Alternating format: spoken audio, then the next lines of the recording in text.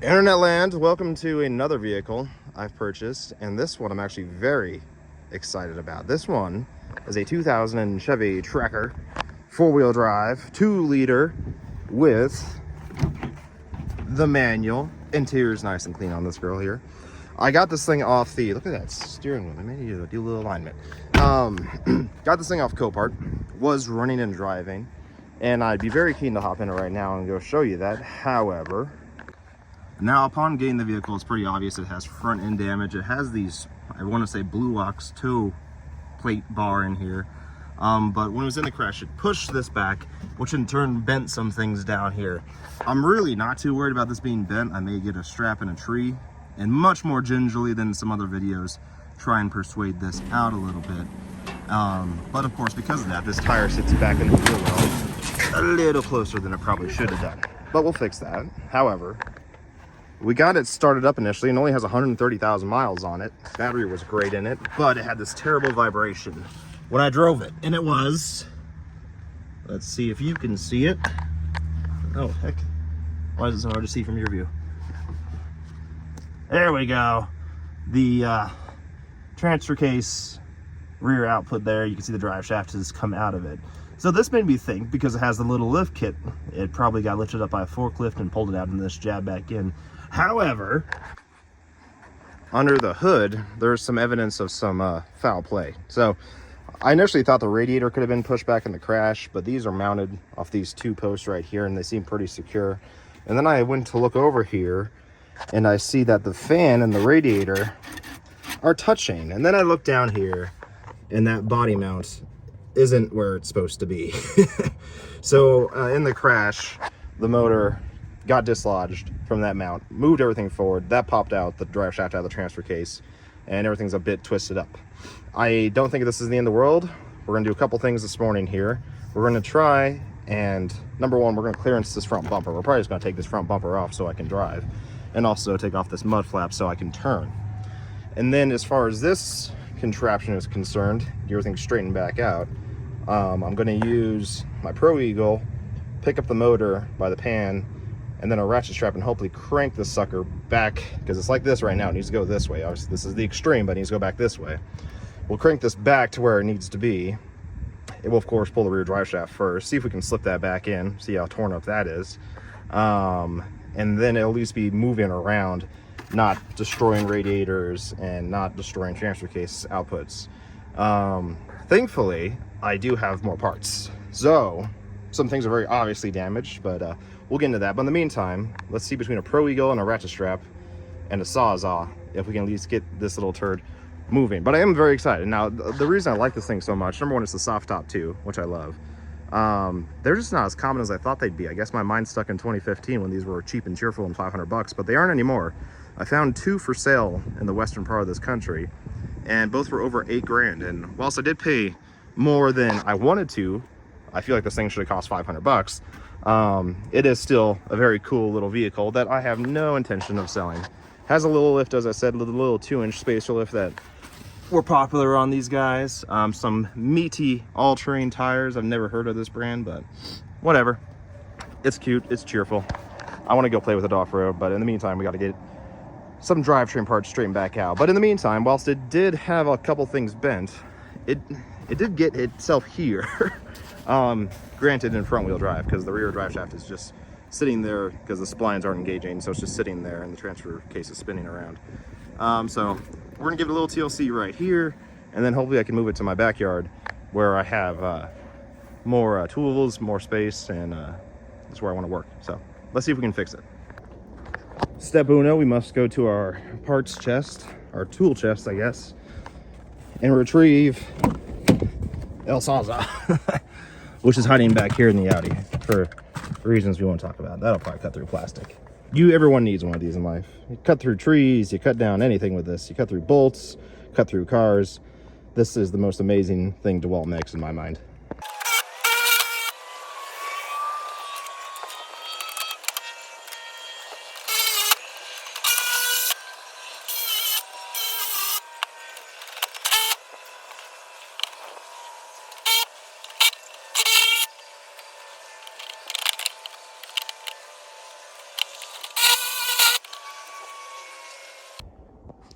Now that may have looked like I just hacked it, but trust me, I'm a surgeon with the Sawzall. The grill I did keep intact, despite me kind of taking it off aggressively there. There's a little crack here. I'm not blaming myself for that one. I do have a spare though if I really care. Well, I do care. But I got a spare grill I'll probably put on here instead. The headlight bucket looks like it's pretty much in one piece other than we got a crack down here. You can see this is bent in here. So it did push in on the radiator a little bit. But once again, we can massage this kind of stuff out. This is pretty flimsy sheet metal, a strap in a truck. We'll happily pull this out. There is a bumper support laying down in here, which these of course are meant to get bent in when you're in an accident. So I'll have to pull this off as well. And then it may look like I cut a decent bumper in half, but trust me, this bumper was destroyed. And if I do care once again enough, I do have a spare bumper to put on here. I even saved the little light for you. Nothing got damaged there. But in the meantime, the front of the tire will at least clear here when I go to turn, so I can get in the backyard. And now I'm figuring out how I want to get these out. I'm thinking I'm just going to turn the key on and see how hard I can turn this to where I can, there we can see, to where I can get a screwdriver on here and turn these little rusty screws out. We'll see how happily they come out, but we'll get this off. Front end's clear, and then this will at least leave room for the tire to turn back and forth while I get in the backyard and figure out step 2 from there. So I'm gonna get this off and we'll go from there.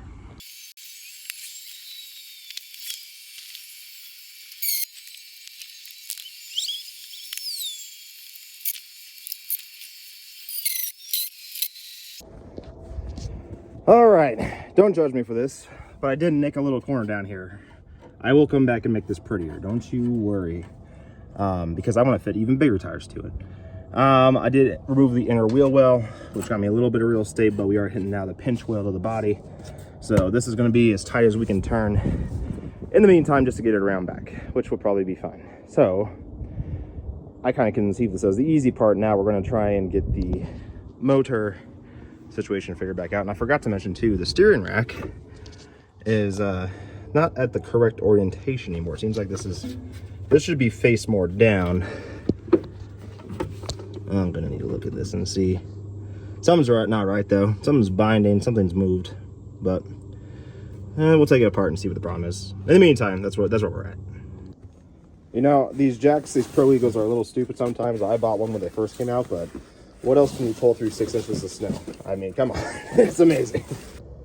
Well, I got the bolts out holding in the rear drive shaft, so we can pop that out in a second, hopefully with a pry bar. But I wanted to note, these two are different, and I don't believe are metric. A 15 works, but I couldn't be bothered to find the correct size. But these two look like OE Suzuki bolts. These don't. So I don't know if the story of the rear drive shaft is as simple as I think, but we'll find out, I guess.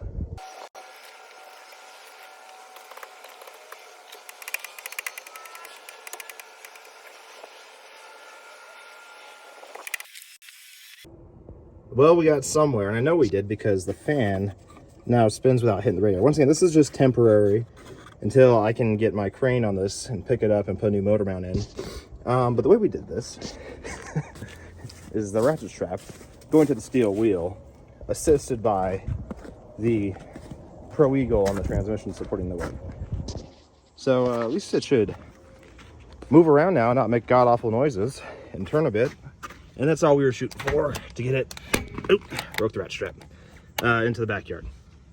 I guess that's all the ratchet strap could take. So, anywho's, that's where we're at. Let's move it. Easy. Well, it's not the happiest on earth, but it is moving. Tires are clearing, the drive shaft isn't smacking around, so it is much happier. But now we got to put in the backyard and actually get to the other problems we got going on. But look, we're going through the snow. Why I bought it, have fun.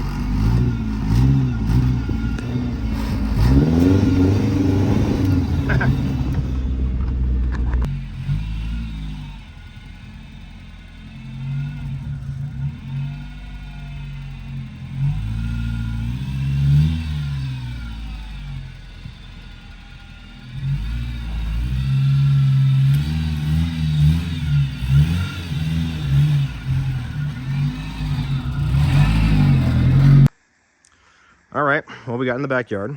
Hopefully you saw a little video of it driving around here. the steering, I don't know if I mentioned this, did get pushed out of whack as well when the motor mount came loose. So we're gonna go ahead and use the crane and lift up the motor, hopefully like this, and then get it to this kind of action and get this seated back where it's supposed to be. And then we'll get a new motor mount on there eventually. And then of course we gotta get the steering figure out here because this geometry is all out of whack now, so that it kind of binds up there in that U-joint. And we'll see what we want to do with the rear drive shaft. But first thing I'm going to do is I'm going to start taking off. I'm going to take off this, obviously the rest of the bumper here. Probably get some straps going and yank this back out to the correct shape it's supposed to be.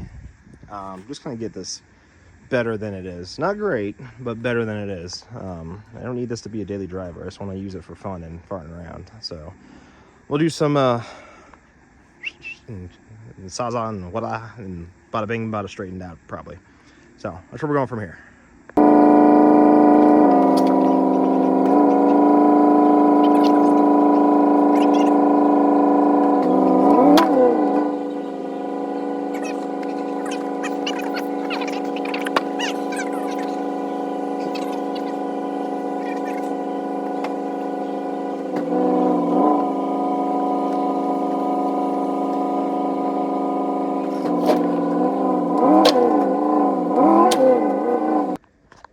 Well, if it wasn't already obvious, the issue we were having was it's snowing, or it snowed, and the tires had no grip. Even the piece of wood wasn't helping. It was just sliding around. So we have a huge tree saver going to the receiver of the tracker. I'm not convinced that's going to be enough. I could easily see this snapping. So we're going to try it out though. We got this hooked up, and we're going to get this ARB strap, slap it around our crash support here and the mass of the F-150. We're not trying to we're trying to slowly pull this back into reality, but we'll see what we have to do here. You'll see.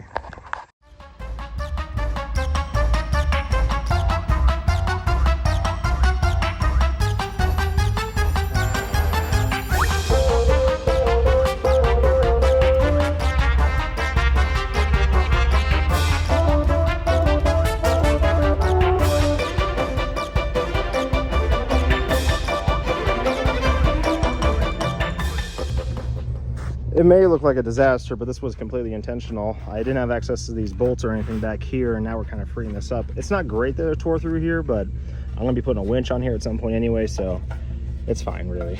But this did give me access. Now I can put the strap through here and pull this actually out like this, because we won't be, obviously, if you thought we were gonna reuse this, then you're crazy, but we'll be able to pull this out now. Keep looking at the tire thinking we're gonna get it to pull out here, but it hasn't moved yet, so. But this does give us more access to see what the dealio is, but nothing's screaming at me yet. Then there's a little buckled back there, but we'll see what we need to do. But in the meantime, we can put that strap through here now, pull this out, and get us going somewhere. Well, we got this pulled out. I did disconnect what I believe is some kind of vacuum emissions-y thing. I don't know. Looks important. Actually, this is definitely for evap systems. But I have no reason to delete this, so we'll hang on to that for now. And then there's this cable going across, which I just realized isn't attached to anything. What is going on here? Interesting. But didn't break any of that. I'm going to try and unbolt this side of the bumper down here. Then we're going to pull off, or I leave this. I have no real reason to take off this toe mount base down here. But obviously we'll take off this one because it is slammered, at least the hardware is. Then I'm going to take a breather on this situation up here and then pop this open and get the motor the right orientation again. Oh, and pull on this stuff too and pull this out. That's the plan. Well, we got that little bumper off, and I left that mount on there, but this one did have to come off, which wasn't find me too bad, but there was a bolt in here, or here it is, that you can see was a bit bent. Matter of fact, these are the two bolts that were holding on this tow bar mount, but there is one that I had to cut off that's in the frame. Let's see if we got it. What is that? There it is. Look at that. Thing was knackered. So this was in the frame spinning around because it broke free. So I guess it wasn't that bent other than the base, but yeah, that was not a fun one to take out, but it's out now. All right, so we got the front end kind of torn down here. Now you can see pretty clearly from this angle that is bent in pretty good here, touching the radiator, and we got a fold, pretty significant fold right there. So I've turned the truck around because I don't mind pulling this kind of lighter metal out. This shouldn't fling off and kill me like the other stuff could, in theory. So we're going to use some lighter duty straps, wrap it around in various places here, try and coax this back out straight. And then from there, we're going to hook onto this, turn the truck back around, and try and get the frame straight. But for now, we're going to start with the smaller, lighter duty stuff and see what we can make of it. And looking right now, I think right here is probably going to be our best bet, because that's going to pull on this area that's bent down here as well and get this hopefully back out. So you'll see.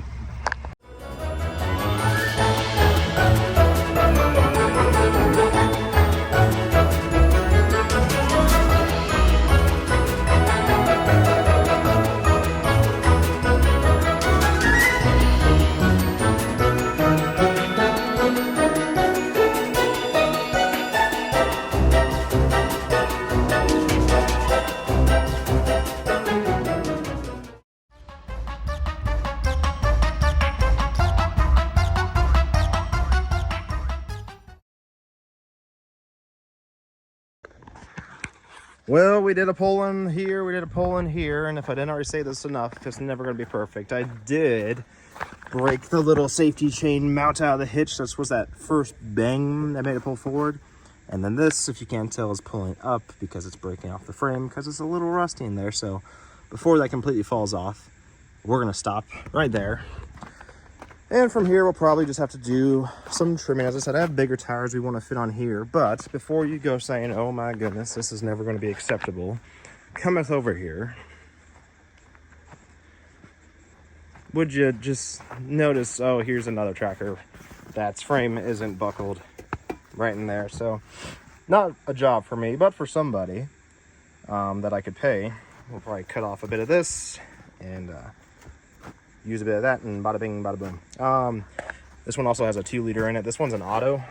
It also has a transfer case, though. Here's the radiator I need, though, with the shroud and everything. So that may go on in a second. But in the meantime, we'll do a little work here. Quick update here. I didn't record this, but I used my little crane here to shuffle the motor vaguely back to where it needs to go. It's still not exactly where it needs to be. I was hoping to take the rear drive shaft out, was slapping around and just reinstall it. That hasn't worked out too well. The output splines on the transfer case and then the splines on the slip yoke are all buggered up. So I have another tracker because you gotta have spares. If we just go this way real quick, ignore the Audi or the Infinity. There we go, tracker. Now this one's an auto, and as far as I can tell, transfer cases should be the same. And I also need a radiator, which voila, radiator. So we're gonna take some bits and pieces off this tracker for that tracker. Problem is this one's sitting on the ground, so I know how I won't be able to access the transfer case. Also, it's covered in snow. So we're gonna see what we're gonna get done today. Sun's going down and it's getting cold. I've kind of poked around in there. I mean, they look identical. I don't know if I'm gonna get this out today. I forget how attached everything is on this. At a minimum, I'm gonna need to pull it forward so I can kind of get to it better. We'll see. We'll see. At a minimum, this transfer case goes in that. Worst case, I don't have a worst case yet. Hopefully this transfer case works.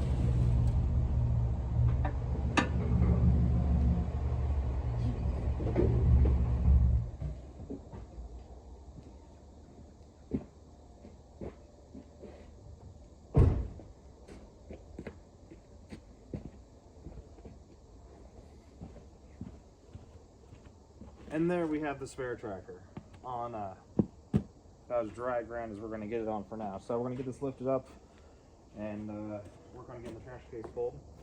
Did a whole 2 seconds of research, and it seems like they do interchange transfer cases, so I think we'll be just fine. You swap one to the other. I think there's a sensor that could be different. Anyway, let's get the Pro Eagle, some jacks, and lift this to the sky. So at this point, I was able to lift the tracker up here, the spare tracker up, and I did retrieve the transfer case. Sorry my phone died before I was able to record all of this or get you quality video of this happening, but basically I removed the transfer case from this tracker. It was very cold and dark and terrible when I did so. These aren't too terrible to remove if you have to do one at home. I'm going to do a better video in part 2 on removing and installing a transfer case in a tracker. But anyway, I hope you enjoyed the video. If you want to look us through some of the other videos, we have some much higher quality Jeeps and stuff. But thanks for watching.